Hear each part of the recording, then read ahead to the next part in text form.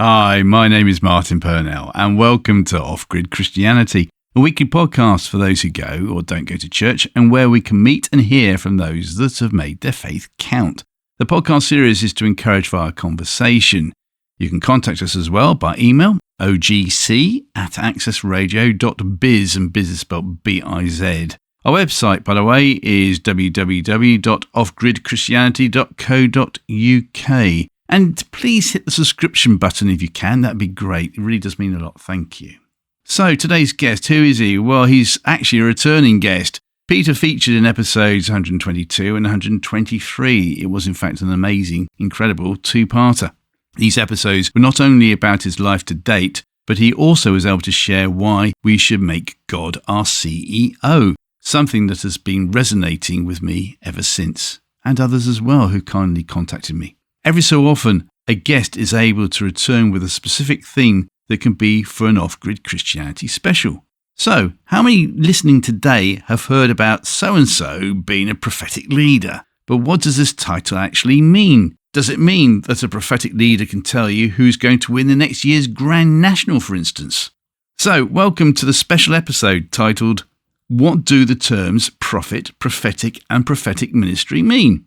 With me to discuss is our special guest. Hello again to Peter Lawry. And for those that have not heard episodes 122 and 123, who are you, Peter, and where are you currently? Hi, Martin. It's lovely to be back with you again, and thank you for having me back.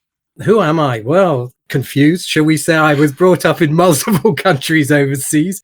Was born in Kenya, raised in Hong Kong, Bangladesh, the UK and various other countries, and had a remarkable childhood, I guess, a real privileged childhood, moving from country to country and getting involved in different cultures. Where am I now? I now live in New Zealand, and I have done for 30 years. Came here in October 1994, so over 30 years ago. You see, and with all that experience, you became an accountant.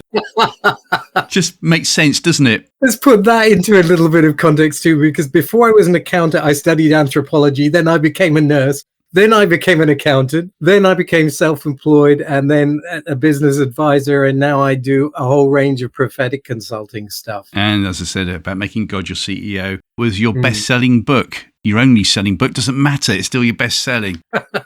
Love it, yes, When Jesus Calls. Yeah, but it's a great title, though. Thank you. And it was an amazing podcast as well.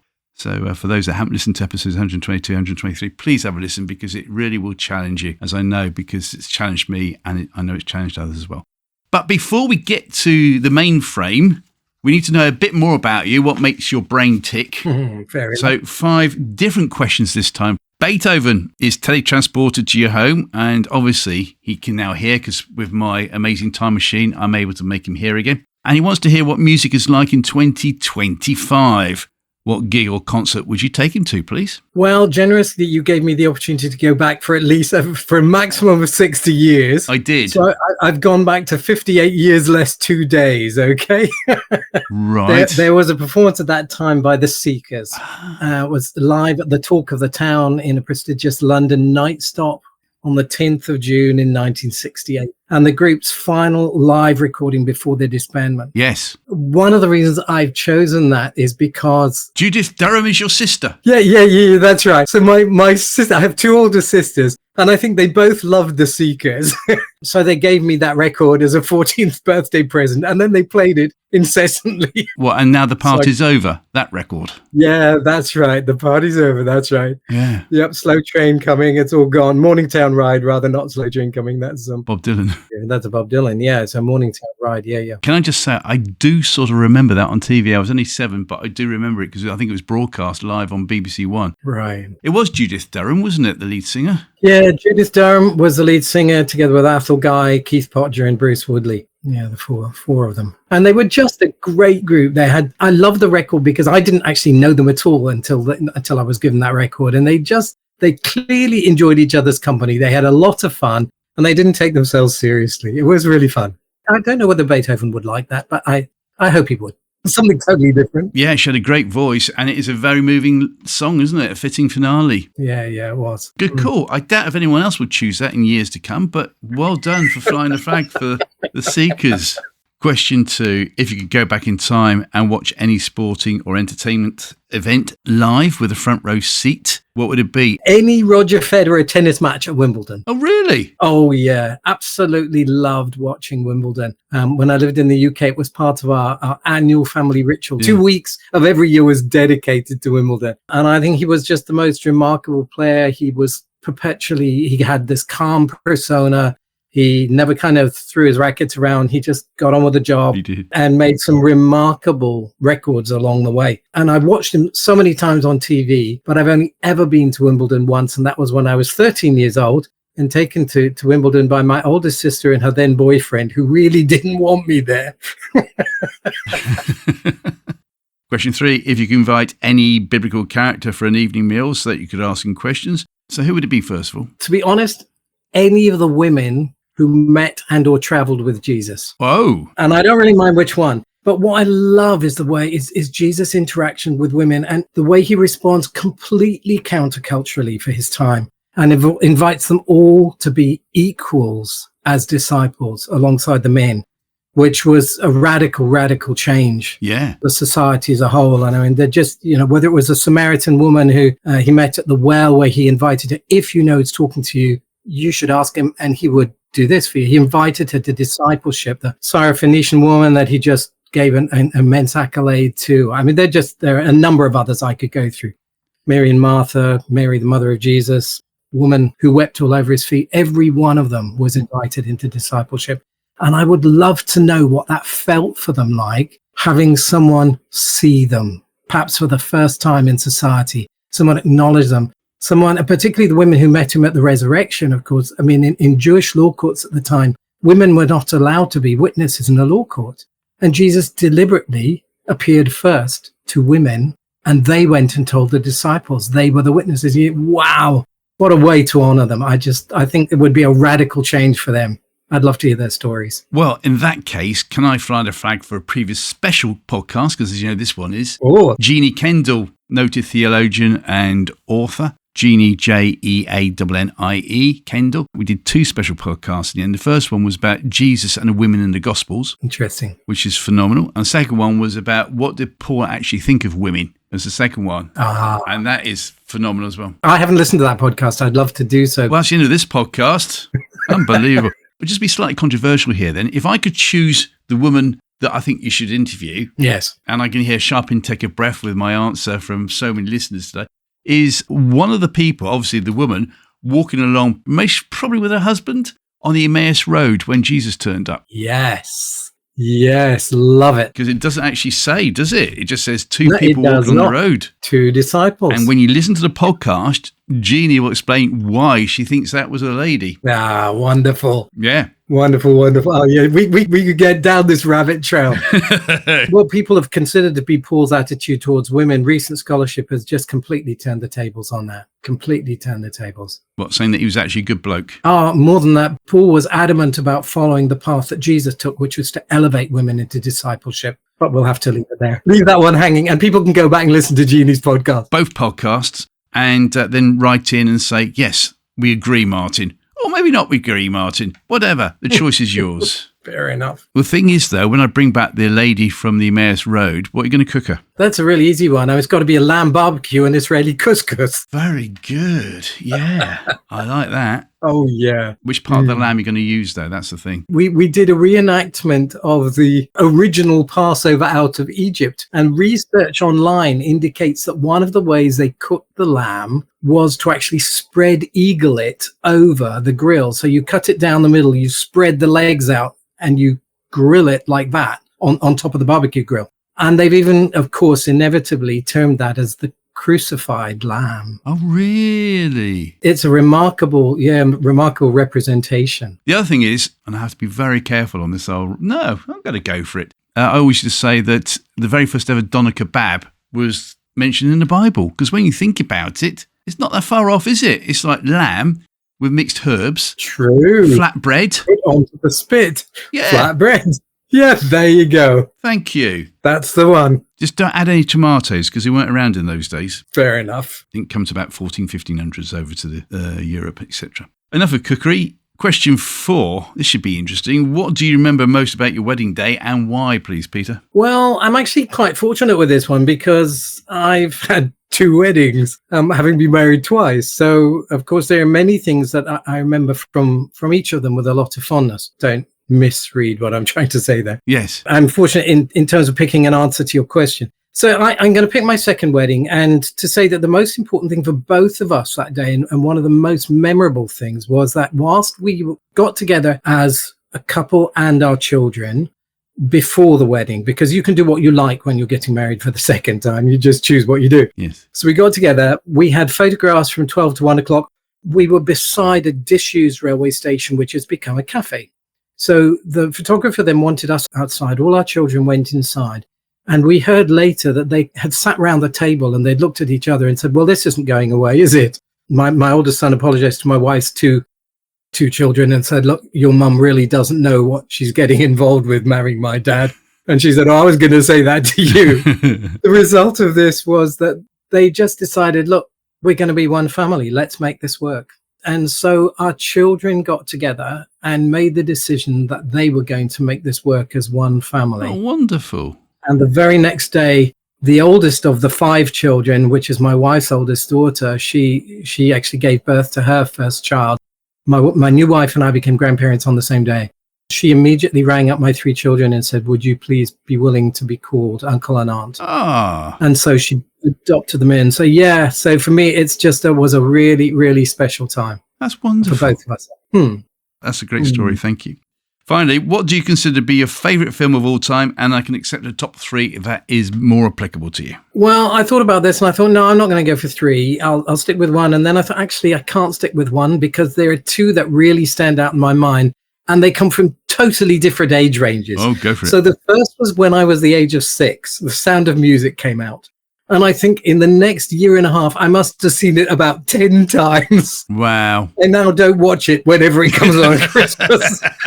But at the time, I remember this, the kind of the challenge of the kind of the whole Nazi invasion thing and what that did to the family. It's just gone on being one of those really wholesome movies throughout all time. And I like the music in it, being a bit musical as well. So that was one, but that was when I was 8.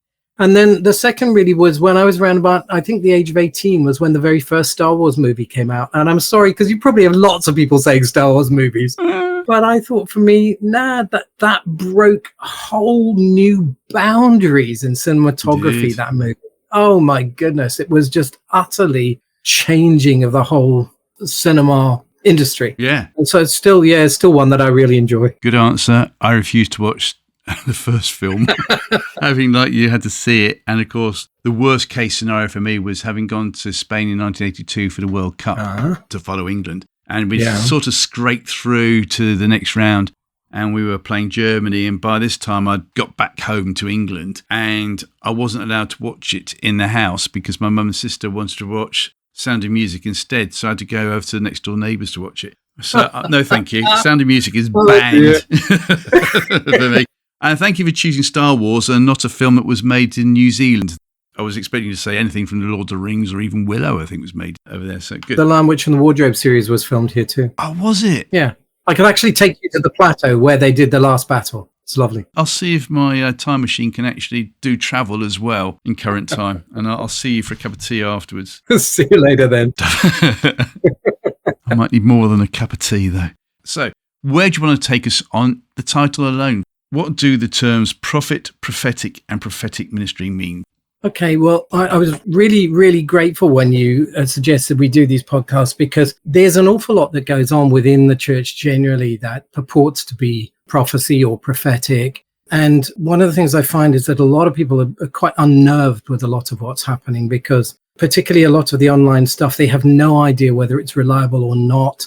Quite often people kind of portray their prophetic words as though they have sort of kind of weight behind them that needs to be listened to and answered. And I just find there's a lot of confusion. And one of the challenges I think for us is that we're trying to learn what is prophecy or what is the prophetic, what is a prophet from the practice that we see going on around us. And to be honest, the only way we can get back to the bedrock on this is to go back to the scriptures and head right back there. So what I've done is I've kind of put together a couple of things that I thought might be valuable. One is a kind of a working definition, if you will, of what is prophecy. Mm-hmm. And as we'll explore this as we go down the track, I guess there is a difference between the prophetic gift and the prophetic ministry or call. Mm-hmm. And only those of the prophetic ministry or call should really be recognized as prophets. Others are people who prophesy. Just so we can put people's minds to ease on here, because Okay. I know your background from Right. a Christian point of view. Okay. And I think it's fair to say, in fact, I think you're more of a mongrel than I am. And I'm, as my previous vicar used to say, I'm more mixed up because of that. Okay. Please give us your background, and then people will understand why I think you are the ideal candidate to talk us through it, please. Okay, thank you. So it's a good point. Because I was growing up overseas, I ended up, from a Christian perspective, worshiping in a number of different environments. So my father was a dedicated kind of Methodist because he came from the southwest country in England, from Devon and Cornwall, which is very strongly Methodist, and his father was. So he always had an affinity with the church. But during the war, he was a conscientious objector and pacifist, and went out to China with the Friends ambulance unit. And the Friends is a kind of an alternative name for the Quaker movement. So there's two church environments I've worshipped in at different times. We've been amongst the Methodists, we've been amongst the Quakers. I've had time personally in the Anglican Church, I've had time in the Presbyterian Church. There was a 3-year period we were overseas in Bangladesh, and the most lively church and the most friendly people there were run by some Southern Baptist missionaries out in Bangladesh. So that's been part of my background. At university in Durham, I was part of a group that founded and knew what was at that stage still being called the House Church. The House Church movement grew out of the charismatic movement, where people in mainline churches themselves had experiences with the Holy Spirit and found that there wasn't an acceptance of their experience within the denominational churches they happened to worship in at the time. So they moved out and formed churches initially in houses, but they grew far too big for church. But anyway, we started one of those. And as a university group, we grew from 15 to 250 in our first year. And that church is still carrying on. Where else? I have worshipped in vineyard churches. I've worshipped in Pentecostal churches. Yes, in terms of being a Heinz 57 varieties, as far as churches is concerned, I've got this overview, I suppose. And currently I'm with the New Zealand Baptist Church. And a prayer coordinator and an all-round good egg and mission advisor, etc., along with making God your CEO. So if you're not a Christian, there's something seriously wrong. And I'll hang up my microphone straight away. Thank you for getting that into perspective. Meanwhile, let's talk about episode 1. So episode 1, right. So here's my kind of working definition for people to ponder on. What is prophecy? And I've kind of broken it into 3 easy, I think, to grasp bullet points, rather than making it something that's kind of woo out there, don't get what this is, or it could be weird, and sometimes prophetic people are weird, and I don't really understand why we have to be that. But anyway, prophecy is, for me, essentially God speaking to the affairs of planet Earth through the agency of a human. And it's a God-ordained ongoing overflow of the ministry of Jesus. He is described as the prophet, and we can come back to that if you'd like to. And thirdly, it is a gift to every human and a specific calling to some. That might surprise some people, because people would normally put prophecy only within the Christian environment. And it is within the Christian environment. It's a gift that God has given, and the church is the prophetic voice of Jesus into the world. But what I see is people who don't yet even know Jesus, who are on a journey of their own. I see them either acting or speaking or doing artistic stuff that is profoundly prophetic. And I suppose putting that into context as well, Balaam's ass. Exactly. That's one good example. And if you look at the artwork of a number of people who don't know Jesus, there's a painting, and forgive me for the use of this word, but it's been dubbed as the piss Jesus. And it's actually a picture of Jesus on the cross captured within a bottle of urine. What? 2 people were having a discussion around this, and one was saying, I just think this is a total abomination. And the other said, oh, do you? I think it's entirely prophetic. And the other said, how do you see that in this? And he said, tell me, where else have you ever seen a better portrayal of humans' treatment of Jesus on the cross than this? And I thought, oh my goodness, he's so right. This is, whether the artist intended to insult him or not, what he's done is he's painted Jesus as the one who will stay on the cross despite being abused and ridiculed and put down in every possible way. And I thought, that is quite a prophetic painting. Yeah. It's speaking to humanity. July 13th, 1985, I was at Wembley Stadium for Live Aid. Right. And I remember about a week afterwards, there was a cartoon in one of the national dailies, and it was a picture of the world and, comments being made about how people are starving to death. And there's a picture of God's finger coming down, pointing at Bob Geldof, saying, "Oh, well, he'll do then." And I thought, well, that's actually true because no one else was prepared to do it. Yeah. Yeah, I can see your point. Okay. Crack on, sir. So then prophecy is God speaking to the affairs of planet Earth through the agency of a human. It's a God-ordained ongoing overflow of the ministry of Jesus, who was the prophet. And it's a gift to every human and a specific calling to some. And we see that in the prophecy of Joel in Joel chapter 2. In the latter days, I will pour out my spirit on all flesh, not just on the church. Good point, well made. But let's concentrate now more then on New Testament prophets. I think this is going to be an interesting concept because we've got Old Testament prophets, of which there were hundreds, especially if you read what went on with David and Saul. And then you've got New Testament prophets. And in fact, can we go for current day prophets as well? So which should we go for first? You're quite right. There are differences between Old Testament prophets and New Testament. So what I would say is we can lump Jesus and post in one group if we call them New Covenant. So we've got prophecy under the Old Covenant, prophecy under the New Covenant. Okay. So the prophets then either way are human beings inspired by God to do two things. One is to foretell accurately those actual occurrences and events that haven't yet taken place. Right. So that is what we kind of tend to think of as prophecy. Idea is telling the future. But it is to forth-tell, F-O-R-T-H, tell, to tell forth, to declare or announce God's word to earth and its inhabitants, principally, but not always, to humans. So there is an element of prophecy which is simply the declaration of God into the human sphere. Jesus was the Word made flesh. The Word appeared among us. That is an ultimate act of the Word of God, which is creative and brings things to be demonstrated into the world. So the forth-telling process, where I'm talking, it's not always speaking to humans. So we have two really easy examples of that. One is Ezekiel's prophecy of the dry bones. And God says to him, "Son of man, prophesy to the breath and say." And the second quite obvious one that people may well know is the seven churches in the book of Revelation, chapters 2 and 3, where every one of those starts out with, "To the angel of the church of," for instance, Thyatira, "say." So generally prophecy is the announcement to humans, but sometimes it is a prophetic statement into the wind or into a set of circumstances to bring about change. Okay. Now, its principal purpose then, what is the point of this? The principal purpose is to issue a frequent and repetitious and enduring call of God to his people to return to the covenant.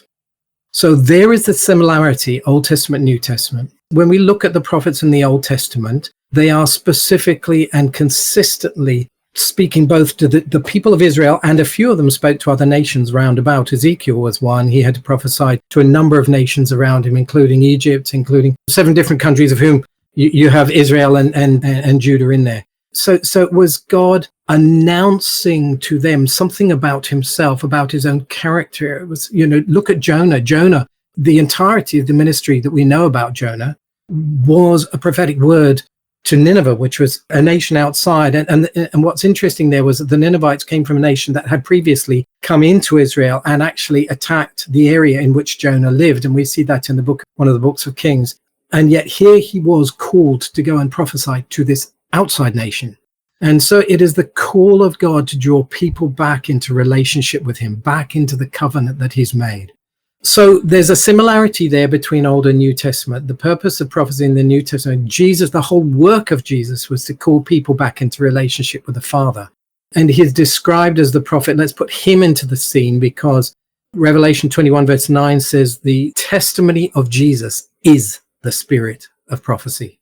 That is the essence, the basis of the essential nature of prophecy. And you remember the passage in the New Testament where Jesus is asking his disciples, who do you say that I am?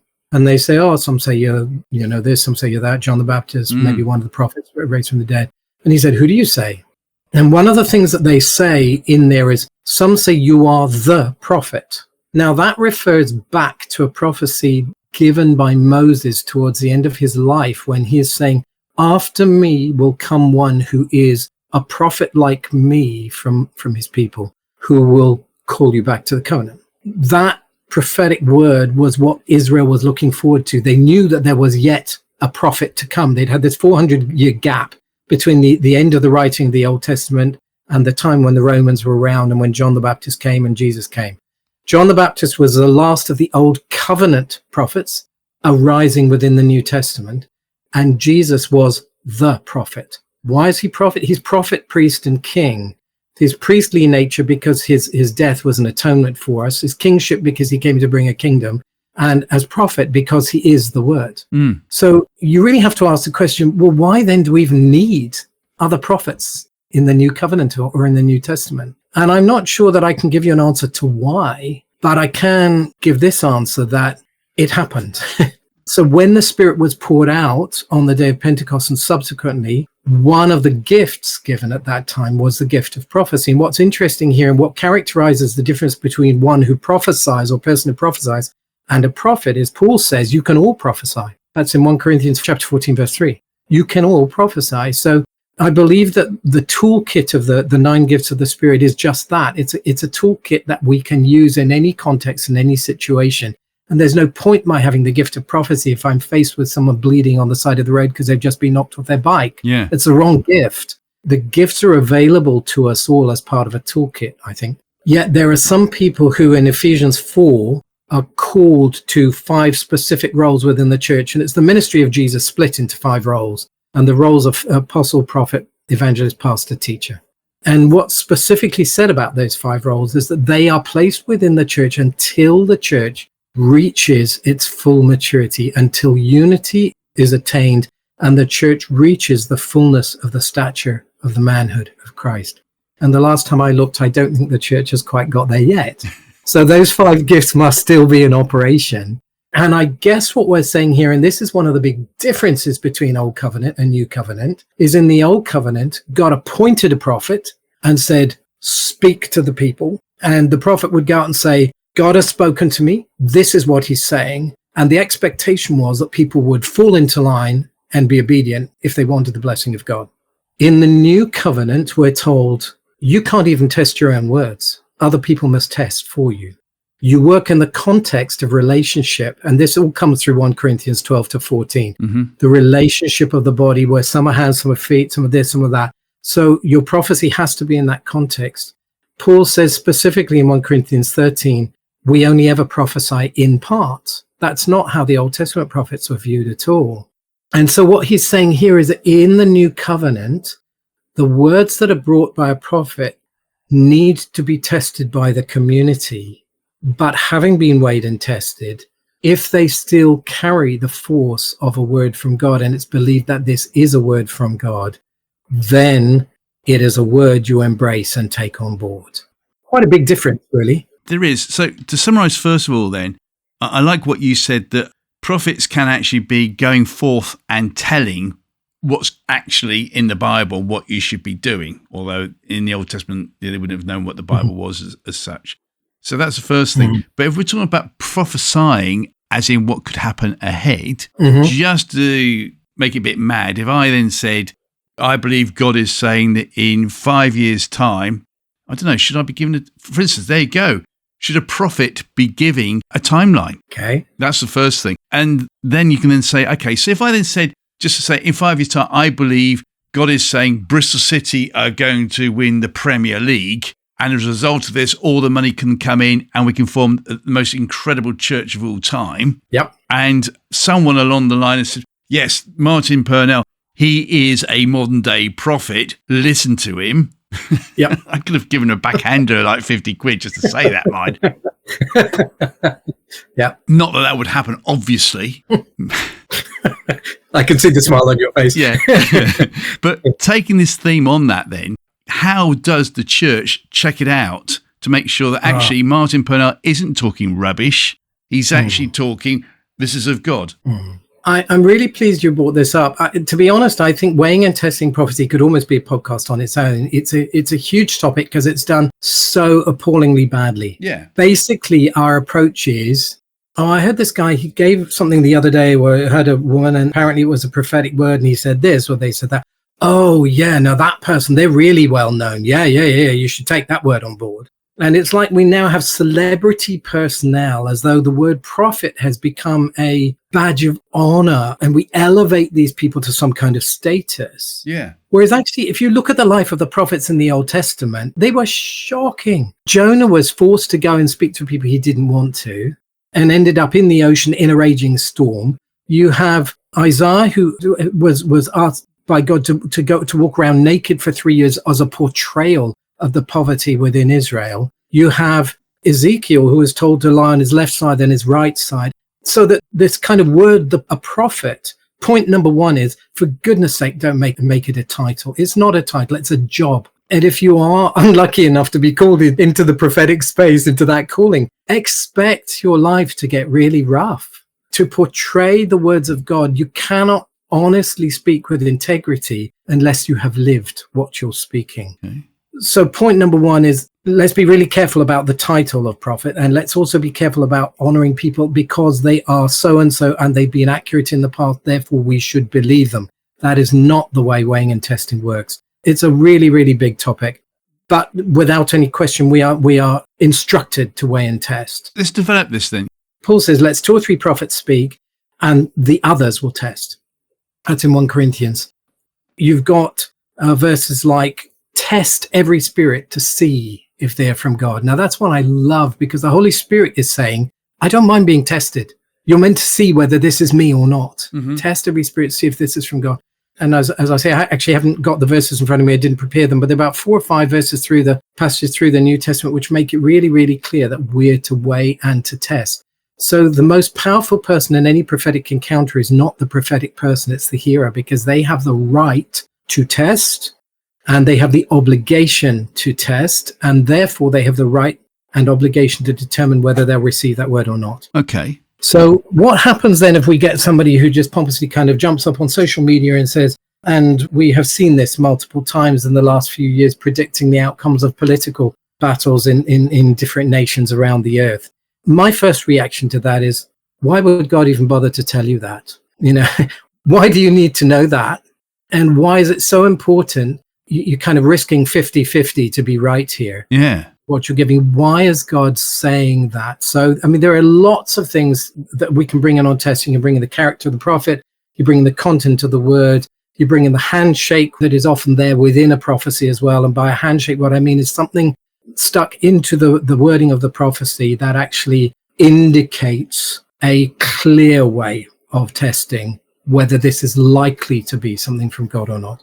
If I were to give you a real life example, and forgive me using one of my own, but I'm doing this because obviously I know myself better than others. And I can give you an example of a time I got it really wrong. If you want, in fact, I can give you 2 examples. Go for it. Here in New Zealand, in September 2010, we had a major earthquake in the middle of the night. And I think I mentioned in the last podcast, I had about a 16-year period where I had really, really struggled to hear the voice of God, which for a prophetic person was quite hard. And on that morning, I walked into church, and it was a church I'd only been going to for 6 months. I was there because I had met my now second wife. We were just getting to know each other at the time. I didn't know many of the leaders, didn't know the congregation well. They certainly wouldn't have known me well. And I walked into church, and as the worship started, a word just dropped into my spirit. And I thought, Lord, really, after all this time, this is what you want to say? And you're doing it in the context that is, I'm not known. So I probably didn't do this the best way.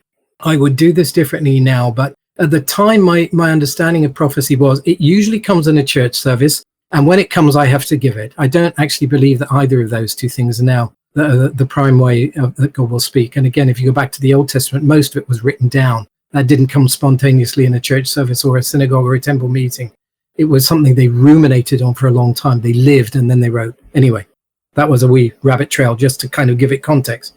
But what I did was I went to the front and I thought, I need to give this with as much humility and as much openness to people weighing and testing as I can. But I still felt I needed to give it. So I walked to the front and asked for the microphone, which was given to me.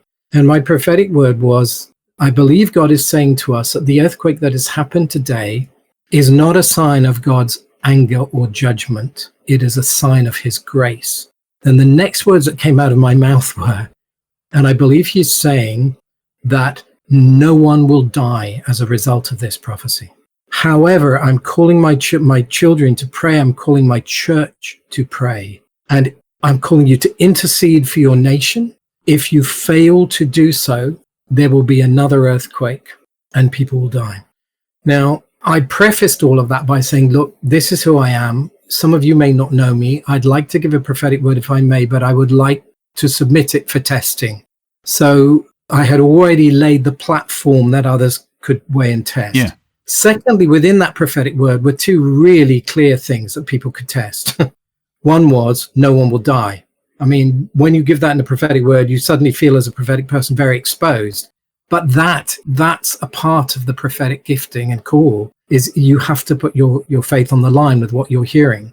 In fact, extraordinarily, the stories that came out of Christchurch, the earthquake happened at 1 a.m. This was at 10 o'clock the same morning.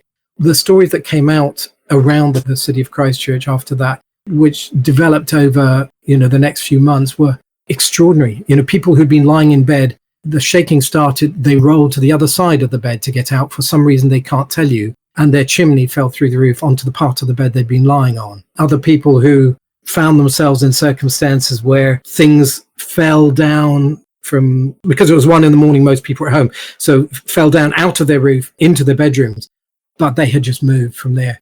And not a single person died as a result of that earthquake. Really? Not a single person died as a result of that first earthquake. Wow. And the pastor of the church, he took me out to coffee and he said, "Hey, Peter, I really like the first part of your word, because I agree. I don't think this was a sign of God's anger or his judgment. I think it was a sign of his grace." He said, "The second half sounded a bit Old Testament to me." And I said, "Look, I'm really sorry if that's the case. All I can say is that I believe that this is what God is saying. He's giving the challenge to his church to respond. He's giving the challenge to the church to take up the call to stand in the gap for other people, to intercede on behalf of the nation, to acknowledge that the nation has gone off course, and he wants to shake us and get our attention." And he wasn't very sure, but there was no activity, at least within our church, there was no collective activity to bring the church together to pray. And I didn't at the time feel that I had a remit to give that word beyond the walls of the church, because at that point I was not recognized as having the prophetic call. I was somebody who was prophesying. And that generally happens within the context of your own church environment. Nevertheless, the February earthquake happened 5 months later, and quite a number of people died in that earthquake, including, deeply sadly, the son of one of our pastors at the time. So it became incredibly poignant. So if you were to pull that word apart and say, how do we weigh and test that? Well, could they weigh and test my character? No, they couldn't, because they didn't know me well enough. But that would be a really good way to weigh. However, they had the content of the word. And the content is in two parts, really. One is, there are some clear things there that either will or won't happen. So that's a really good test. The second thing is this the kind of thing God would say or do? And putting aside the lead pastor's kind of view of that word initially, is it the kind of thing that God would do to say to people, I want your attention. I'm calling you back to relationship with me. I'm going to give you evidence of that. And here is the first evidence. And I'm committing to you that no one will die. That sounds very like God to me.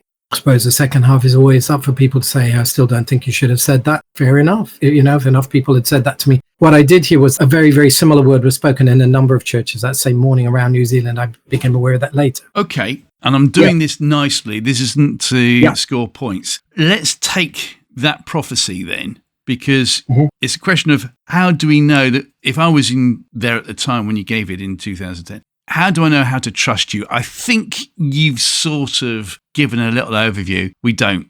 We can't trust you because you haven't been there for 6 months.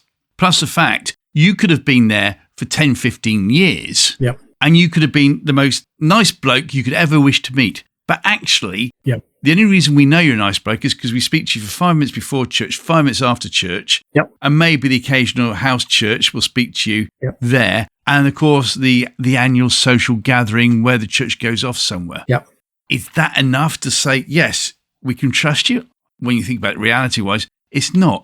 So there's the trust bit, first of all. But it's not the trust of the person, Martin. It can't be just about the trust of the person. The character of the prophetic person is important. And there are plenty of stories around of people who had the most extraordinary prophetic gift. I mean, William Marion Branning is one that some people might know. He was kind of back at the beginning of the 1900s, if people are interested into that kind of stuff. But there are kind of current day prophetic people as well who have the most extraordinary gift, who prophesy with remarkable accuracy. But the emotional state of their life is unstable enough that it can wash them out of the ministry. It's too much responsibility to carry. Okay. So it's partly trust, but it's above all, it's character. What is the character of the person? That's a really important part. Okay. Secondly, if the spirit of prophecy is the testimony of Jesus, is this the kind of thing that Jesus would do or would speak?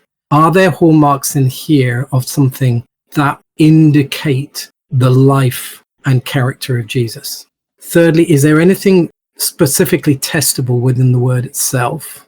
And then fourthly, there are a series of other things you can look at that go around that and kind of flesh those things out as part of a testing process. But how could you have weighed and tested that on that occasion? You probably couldn't. No. As one individual, but the community together, or at the very least a leadership team getting together and saying, look, somebody has spoken something they believe is from God. It's out in the public domain. What are we going to do with this? Are we going to take it seriously? What do we sense about the person? Why don't we bring him in and talk to him? And the senior pastor did that, but nobody else did at that particular time. And I'm not criticizing them. We were all on a journey at that stage, and I think we'd all do it differently now. But there are things you can do to build a greater confidence around the person, the accuracy of their past, and the journey they've been on. Okay. But in terms of the details, I'd have to get all my notes out and that's fine. Work through those. I often believe as long as you know where to look, you'll find the answer. So yeah, that's fine. Yeah. I remember something that really shook me years and years and years ago, and I do mean this. God is a conditional God. Yep. When I read that, I thought, wait a minute, what does that mean? And when you look in the Old Testament, God kept saying, if you do this, do this, do this, then I will do this. But if you don't do this, then I will do this. Yep. So there was always a condition. And then later on, as you read through the Bible into New Testament, it was as if the Jews knew that that's what it meant. So they would often leave the second part out. So in your case, you were doing actually a condition here. If you do this, then I won't do that. Yeah. I understand that. Yes. Interestingly, though, if you look at the story of Jonah, he never gives the condition, but he knows the condition. His argument with God is, I don't want to give this word to them because if I do, they will repent and you will let them off the hook. You'll forgive them. Yeah. And I don't want that to happen because they came in and whopped our people. Yeah. And he never said, if you repent, then. In fact, what happens is that the king of Nineveh at the time orders a fast for the whole city and says, who knows, but maybe God will relent. Yes. Even in a non-Jewish context, they understood the power of prophecy. I've always loved the last bit of Jonah when he's sitting under a tree, really fed up because God didn't do what Jonah wanted him to do. Yeah. And I've got that so many times. But actually, that is right. Because if you are saying that a prophet, you have to look at what they go through, all the hardships. Yeah. We do know, don't we, that Jeremiah, he wasn't actually mentally stable at times, hence the expression. That's right. He really, really struggled with things. David also. I mean, there are more prophetic words in the Psalms than there are in the prophets, virtually. Slight overstatement. Certainly more messianic prophetic words in the Psalms than there are in the prophets. So consequently, if we take my stupid prophecy, yes, which you can now destroy, let's take it, okay? Okay. It was done deliberately tongue-in-cheek. Yeah. That I believe God is saying that in 5 years' time, Bristol City will be in the Premier League. Yeah. But because of this, this is what will happen, that all of a sudden it'll become an amazing venue where hundreds of thousands of people can come to know Christ. So it all sounds nice. Yep. Most people who listen to this today haven't got a clue who I am, so I'm online. Yep. So we can talk about that as well. Let's destroy what I've just said. Go for it. Okay. I've just found some of my verses around testing, so maybe this is a good thing to put in. These are some of the biblical things that are there, okay? Yeah. So if we go back to Proverbs 14:15, it says, a simple man believes anything, but a prudent man gives thoughts to his steps. That's a really critical thing, I think, to start with. So secondly, then in 1 Corinthians 14:29, and I've mentioned this, 2 or 3 prophets should speak and the others should carefully weigh what is said. Right. In 1 John 4:1, dear friends, do not believe every spirit, but test the spirits to see whether they're from God, because many false prophets have gone out into the world. Right. In 1 Thessalonians chapter 5, verses 20-21, Paul says, do not treat prophecies with contempt, but test them all. So, we shouldn't just discount. Don't treat them with contempt, test them all, hold on to what is good, and reject every kind of evil. Right. And then, of course, Jesus' own words in Matthew 7, where in verse 15, he says, watch out for false prophets. They come to you in sheep's clothing, but inwardly they're ferocious wolves. And in verse 16, he says, you will know them by their fruit. Right. Let's take some of that then now and go back to your idea. Point number one is, who is Martin? Yes. What do we know about him? What's his character? What's his background? Can I tell? No, this is the first time I've heard of him. He's there on social media. I don't really care whether he's got 5 likes or 5 million likes. I haven't a clue who he is. So can I rely on character tests? No. Well, my website says I'm a great bloke, let's say. Did you say that about yourself, by the way? No, I never put that in there at all, but just to play along. So there are some things we can do here, which is you can actually do some research on the person. Who are they? What have they done? What's their background? What's the journey of faith they've been on? And that's something I'd really love to unpack if we're going to keep going down this particular track of testing, because testing the journey of a person is a really important one. So you can do some stuff to do a bit of research. But again, there are people who are very, very, very well-known names. Let's just think of a pastor or a prophet who is incredibly well-known, who's had remarkable impact and effect in the past. He's been very accurate. He or she has now brought out a new prophetic word. Do I just accept it because he is who he is? No. We still need to go down this process of the testimony of Jesus, which is the spirit of prophecy. So does this prophetic word elevate Jesus and lift him high? Is there anything in here that points towards him being the highest value? So let's go to yours then. Okay, this club's going to win. We should do X, Y, Z. They're going to elevate themselves in dramatic power. Is that a possibility? My gut feel on this is, in extreme cases, it's possible that God might do something as slightly outrageous as this, because God's character has a slightly outrageous streak. Mm-hmm. But on the whole, he's not. He will never speak against his own character. So the question mark for me in this is, okay, if we're talking about football pools, would God normally indicate the results of football pools so that I can then actually make a buck and generate a lot of money? That's not something I see anywhere in Scripture at all. In fact, Christ majors on the fact that God is the supplier. So he doesn't need the football pools to supply. You're showing your age. You're showing your age for football pools, but I know what you mean. Okay, sorry. I've been out of England for 30 years, so apologies. All right, okay. What should I be calling it now? Spread betting, football betting, that's fine. Football betting, okay. Thank you. Would God then want to take that kind of income in order to build the most mega church in the world? Well, again, when I look at the life of Jesus, I don't see him building mega churches. I see him building deeply into the lives of 12 people. So if that's where your word stopped, I would question that straight up. Why is this word talking about enormous growth? Who is going to get the glorification from the outflow of this? Is it going to be you as the person who predicted it? Is it going to be the pastor of the church who leads this mega church into a context? And I'm not against large churches, but I am fully aware of the fact that we don't need large churches. The New Testament church was a grassroots organization. It spread out from grassroots. Yes, the church in Jerusalem grew. Yes, there were churches in Ephesus and Thyatira and Philadelphia and other places that are mentioned through the scripture, and Galatia obviously as well. Churches were built, but commonly when we see through the book of Acts, we see Paul doing the rounds of these churches, and there's no suggestion that any of them grows to the point where they become a performance environment. Jesus' ministry was not a performance ministry. In fact, categorically, when he was about to do a miracle and crowds were gathering, especially when someone else was involved and they were looking to see the spectacle, he would tone it right down. So I'm thinking here of the boy who was an epileptic, and Jesus is having the conversation with the father while this boy's having an epileptic fit. People round about suddenly see they start coming at the rate of knots, and Jesus just closes it down, says, come out of him now. That's it. Done. Finished. And moves on. He's not about the showmanship. But one of the things I see in Jesus is that so often when the disciples say, Jesus, where have you been since sunrise this morning? We've got all the people gathered here again. You did all these miracles last time. they want to see it all again. And he said, no, the Father says we're moving on somewhere else. That's not what you do with the revival. You don't walk away from it, but that's exactly what Jesus did. So again, for me, the spirit of Jesus in here is, what's the point of this whole thing? Is it about building something enormous in order to glorify who or what? Or is it about elevating Jesus?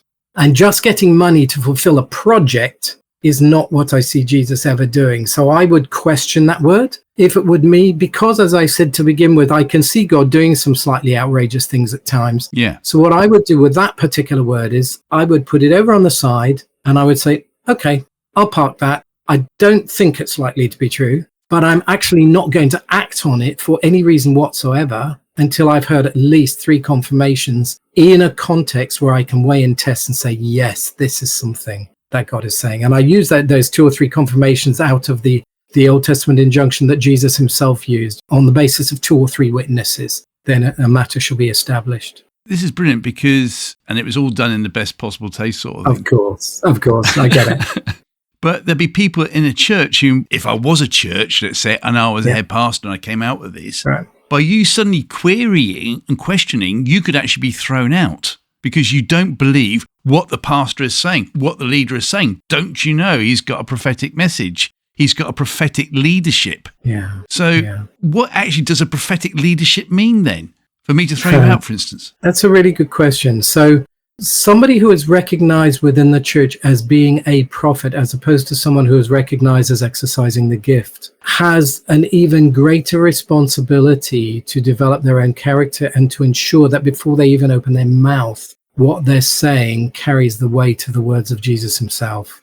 And I'd love to tell a story to my own detriment now, going back a number of years when I was younger and still part of this church in Durham where we formed the church as students.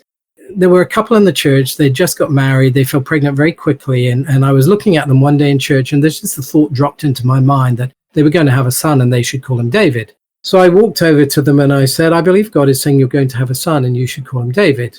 6 months carried on from there, and said child was born. It turned out to be a girl. A number of things happened out of that. And number one was that my pastors came to me actually and said, and I'm so grateful to them for this. They actually came and said, Peter, look, we believe in your gift. And so what we're going to say will sound like a punishment, but it's anything but that. What we would like, please, is for you to take an entire year off prophesying.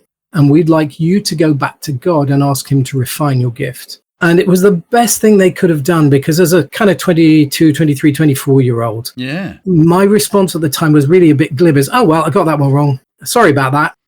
And their response was, no, this couple had actually painted the child's bedroom. They had bought all clothing. They'd painted the cot, and they've now got a child that, as far as they were concerned, is quote unquote the wrong child. This is actually quite a big deal. I just hadn't seen the import of my words. Yeah. All right. I learned some really good things. So I took a whole year off. I went back to God. I asked the things, and I was writing songs at the time as well. And I wrote a song based on a passage in Isaiah, and they came back to me and said, what you've just written there is exactly what God is saying to us as a leadership team. We would like you to start prophesying again. So they dealt with it well. Wow. But here's the really interesting thing that came out of this, Martin, was that during the course of that year, I was staying over with a couple that I didn't know well, and it turns out that she was pregnant too. And instantly, the same thought dropped to my mind. You're going to have a boy, and you should call him David. I'm not saying this because that's not where I'm going to, but I thought, that's weird. Have I just got kind of a bee in my bonnet about this? What's going on? Fast forward a few years again. At the age of 26, I got married. We fell pregnant. And as I was praying about the pregnancy and the child who was in my wife's womb at the time, clear as anything, the same message came. Peter, you're going to have a son, and you should call him David. And he was born, and we called him David. And it was such a lesson to me in how God speaks prophetically, because I now look back at all of that and say, oh, Lord, what you were doing was you were always speaking to me about my circumstances, but you used a situation to prompt me to hear you. And one of the things it taught me was when you hear something, you don't have to give it. When you hear something, you go away and test it and weigh it and see what's happening. And again, did they even need me to tell them that they were going to have a son? They didn't need that. I could have written it down on a piece of paper, sealed it in an envelope, and taken it to them on the day that their child was born, and if it had been a son. Otherwise, I've brought the word of God, the name of God, into disrepute. So what's the role of somebody with a prophetic ministry and calling the church? Well, for one thing, I don't think you become recognized as a prophet, an Ephesians 4 prophet, so somebody with that job, if you like, within the church, until you've activated and used the gift from 1 Corinthians 12 to 14 consistently and for a long time. The gift in 1 Corinthians 12 to 14, the gift is the gift of prophecy. It's a gift of the Spirit. In Ephesians 4, that passage starts with Christ ascended on high and gave gifts to men. That's in verse 8 of Ephesians 4. And then from verse 11 on, it goes to say, and the gifts were that some were apostles, some were prophets, some were evangelists, pastors, and teachers. So the people become the gift to the church in order to bring maturity and upbuild the church. So the way that I see my role now is not so much around I need to do it all. I need to become the voice. I need to become the persona. I need to become this big character wanting a stage and having a platform. I see my role now as how do I bring others into this gift? How do I train others to hear the voice of God? And that's another whole topic. How do we hear the voice of God? Well, there you go. Well, in the remaining 5 minutes, because the meter to pay for the internet to get over to New Zealand is, you just see the money dripping out. The two things I wanted to discuss on your prophecy that you got wrong. Yes. It's very easy with hindsight to look back on this now, but I think this can sum up actually what you've been saying. And that, yes, the church were correct in coming and admonishing you in love. Yeah. They weren't telling you, right, that's the end of it, we're kicking you out. No. That's how I would have felt it. You didn't. You saw a positive in it. You went away, prayed about it, and was under the tutorship of God accordingly. But also, in light of what you've been sharing, that couple, they got it wrong as well because they didn't go out and test it. Correct. They naively went out and think, oh, Prophet Peter has said, blah, blah, blah, painted the walls, got all the clothing. They're just as much at fault. And no doubt that couple were blaming you. They most probably still do. Who knows? Maybe they've learnt from it.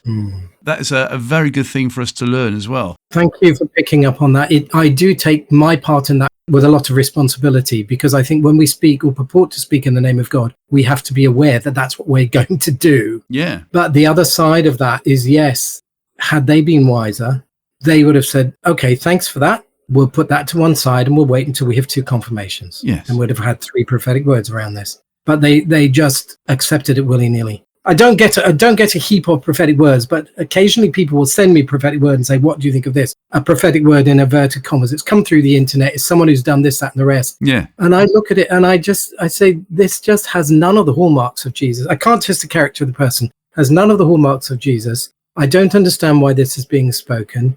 There's nothing in here that you've given me that I can test and actually hold down as to whether this is true or not. And I don't really see it elevating Jesus himself anyway. So why would I even give it the time of day? And I've had people come to me quite fearful. There was one prophetic word doing the round that we're going to have another whole pandemic, just like the COVID pandemic. And I think, do you know what? We never even had a prophecy about a pandemic until the pandemic started. And then everybody's prophesying about pandemics.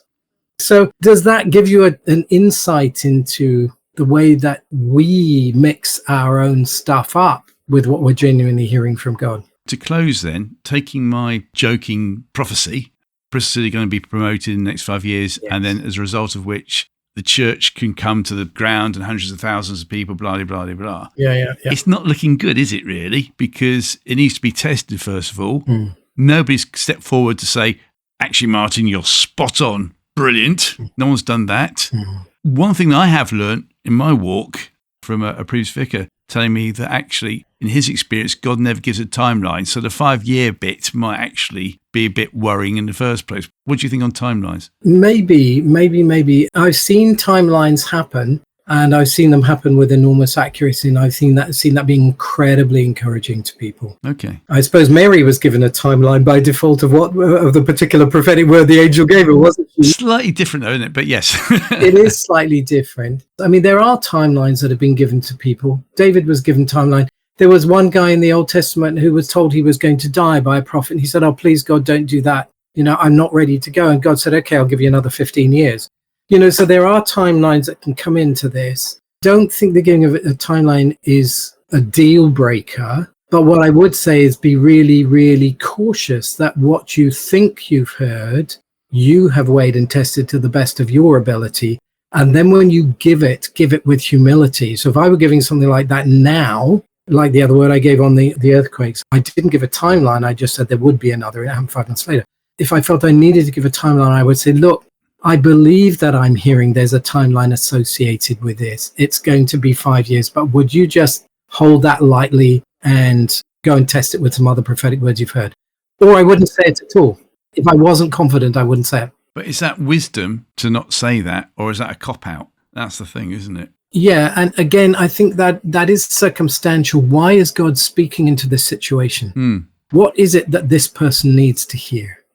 And why do they need to hear this? And is this restoring their relationship back to a covenant-keeping God and showing the heart of God portrayed to them in Christ, whether it's a forth-telling or a foretelling? Yes. Do you ever know what happened to that couple who painted the walls? I don't know what happened to them individually. I know that within a year of their marriage, the marriage had broken up. Not as a result of this, I have to say, and I knew that. That was something they made really clear to me. Okay. So to summarise it all then, the most important thing we should do is to weigh it individually, do our own research, check it all out, and also pray about it ourselves to see what's going on, and see also if 2 or 3 other people that we know can confirm it, rather than just saying, oh, well, look, somebody on the website said that he said that and she said that over there in Antarctica or whatever, one of the penguins told her. Whatever, we need to be wise and discerning on the whole thing. We need to be wise. We also must not hold prophecy with contempt. So just to say, yes, let's just leave it all alone, that's not the answer either. For Jesus and for Paul, their answer to abuse or to wrong use was never no use. It was always right use. And finally, because there are prophets that I have interviewed and someone said, well, we should be stoning that person because he got it wrong, because that's what happened in Old Testament times. I know we live in the New Testament times. New covenant, yeah. What about a prophet that gets it wrong? Do we stone him? Okay, so there's wrong and there's wrong. You could say that Jonah got it wrong because he prophesied doom and gloom. Yes. But they repented and God relented. So someone could look at that at the face of it and say, Jonah got it completely wrong. No, he didn't. His word was delivered and it fell on fertile ground and they responded. And in their response, the grace of God overrode the declaration he had made. Okay. All right. So there's wrong and there's wrong. So there is this wrong, like you're going to have a boy, you have a girl.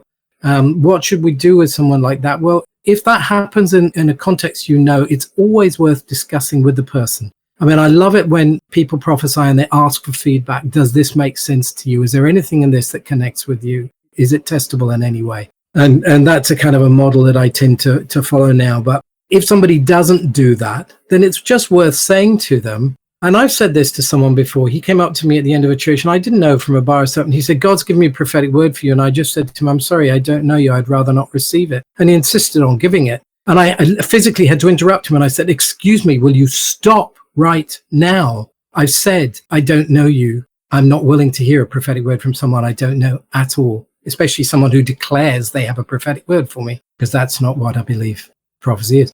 We are in a position to do that. And if you don't want to be as blunt as that, maybe that's partly my character, I don't know. But there have been other times when I would say to people, look, if that's not sounding right to you and you think the person's got them wrong, go back and say, look, can I give you some feedback on the prophetic word you gave me? Because what I would love to do is encourage you to work with this gift that you've got and ask God to, Paul says to Timothy, stir up the gift that's in you. So I'd love to encourage you to actually go back to God and refine this. And for that reason, I now run a prophetic discipleship group where I live, which encompasses people already from about 5-6 different churches. But our role there together is when we get things wrong, we discuss it together and we say, what do we do with this now? The big challenge for this in many churches, and sorry if I'm overrunning a bit, but it's maybe an interesting point, is one of the challenges we have in non-Pentecostal churches is that particularly in the denominations, we tend to be pastor-led. And pastor-led churches tend to be churches which are risk-averse because inevitably the pastor is the one who's been given by God to protect the sheep in their fold, whereas the apostle and the prophet tend to be the risk-takers. And this is where I think Paul is really valuable as an apostle, coming in on something and say, look, somebody got something wrong. Don't slam dunk them. Talk to them and say, let me give you some feedback. Are you willing to hear feedback? Are you willing to grow? Are you willing to actually bed into the scriptures and understand what prophecy is, both in the Old Covenant and the New Covenant, and understand the differences? And are you willing to give a go in this out of a spirit of humility and lifting up Jesus. Excellent point to end on. Thank you so much for sharing that. More questions and answers as always. And if people would like to write to you, can I say in love, how can they get hold of you, good sir? Through my website is probably a really good way to do that. business-as-mission.com. business-as-mission.com. Business as mission, all one word, was already taken, so I had to stick some Hyphens some dashes into the words. Just Yeah. business-as-mission.com. And there's a contact form on there. And if people want to challenge anything that I've said, I'm open to that. I'm not the master or the guru, to use the wrong word, on any of this at all. I walk a journey, and I try and walk the journey as faithfully as I can to my life in Jesus. So I admit that I will make mistakes, but then, hey, do you know what? We only have a prophesying part, so all of us will make mistakes. Excellent point. So it would mean other people have to come in and put the fuller picture on to make it the full picture, like a jigsaw. Yeah, and I need to be in that environment of people who hold me accountable. Yeah. And I look forward to you coming back to me in 5 years' time saying, well, you got that wrong, didn't you? Look at Bristol City. Or maybe not. We'll find out in 5 years' time. Peter, thank you so much for joining us today. I've thoroughly enjoyed listening to what you've had to say, and makes me think. Thanks so much for joining us today. Thank you very much indeed. It's been a pleasure to be back. Your best. Bye-bye. Bye now. And if you haven't already, please subscribe. It would really mean a lot. Thank you very much indeed. Next time on Off-Grid Christianity. Whether you're someone who's a result of a rape, or you're someone who's been abused like me, or you're someone who views himself with an imposter that's massive in their head that says, I couldn't possibly be that, or I'll never amount to that. The truth is, Martin, that God loves you. He just loves you, and he waits. He waits for you to say, Lord, could you, would you talk to me? That's really what I believe. A lot of my clients don't know my story. And I remember working with a woman, she was very senior in a law firm, and she'd suddenly found me after working with her for like 9 sessions. She'd found me on the internet or whatever. On my website, you can see all about me because I'm very open about this stuff. So she found me. I was like, oh, how do you feel about that? She said, well, I think it's amazing. You know, it didn't crush what she thinks about me because I used to be this promiscuous woman who would have sex for her heroin. It didn't change how she viewed about me because I am who I am today. And those people who feel far off or that the church has really screwed them up could well have done. Jesus still is there loving you. That's what I think. So please join me with accredited therapeutic coach and former model who just happened to be on the cover of a very well-known album that I have. You want to find out who it is now? Please join me with our special guest, Susie Flashman Jarvis. Until then, cheerio.